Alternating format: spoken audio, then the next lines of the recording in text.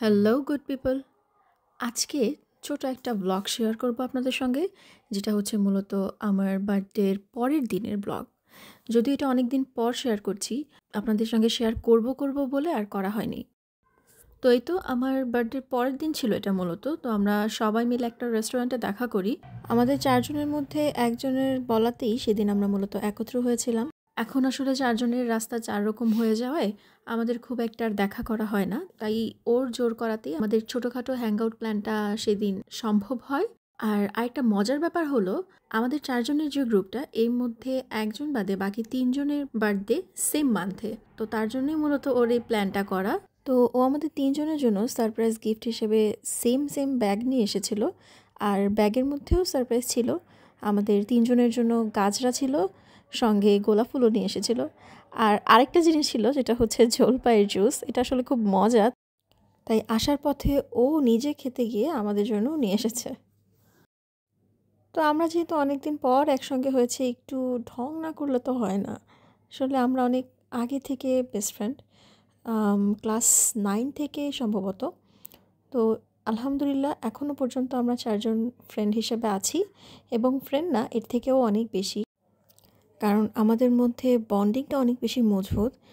না হলে এতদিন হয়তো একসঙ্গে থাকা হতো না। যদিও আমাদের এখন কথাবার্তা কিংবা দেখা সাক্ষাৎ একটু কম হয়, তবুও কোনো কিছু হলেই আমরা সবার আগে আমাদের চারজনের সঙ্গে শেয়ার করি।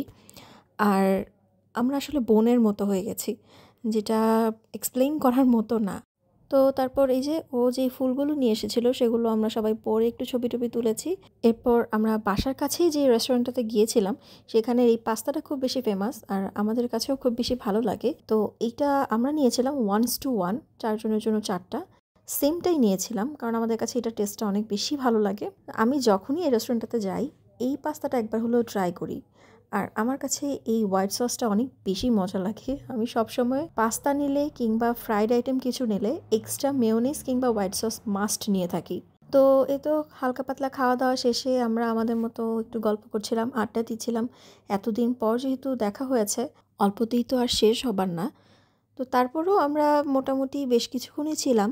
আর এখন আমরা চারজনই এতটা ব্যস্ত থাকি, তো যার কারণে খুব বেশি সময় আসলে বের করা যায় না। তারপরও অনেক দিন পর একসঙ্গে হলাম, আলহামদুলিল্লাহ অনেক বেশি ভালো লেগেছে। একটু রিফ্রেশ হতে পেরেছি। এত কাজের মাঝখানে, এত প্রেশারে যখন প্রিয় মানুষগুলোর সঙ্গে দেখা হয়, মুডটা আসলেই অনেক বেশি ভালো হয়ে যায়। তো তারপর আমরা বাহিরে একটা টং থেকে চা খাচ্ছিলাম।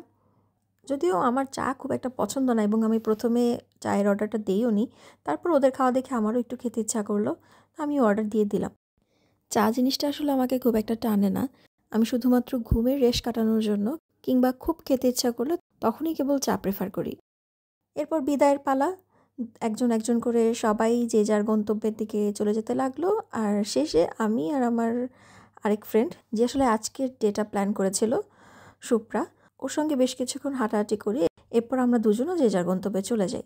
তো সব কিছু মিলে আলহামদুলিল্লাহ আজকের দিনটা অনেক বেশি ভালো ছিল।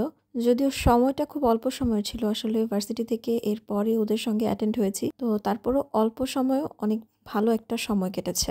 তো আজকের মতো এখানেই বিদায় নিচ্ছি। আবারও দেখা হবে নতুন একটি ব্লগ নিয়ে। আল্লাহ হাফেজ।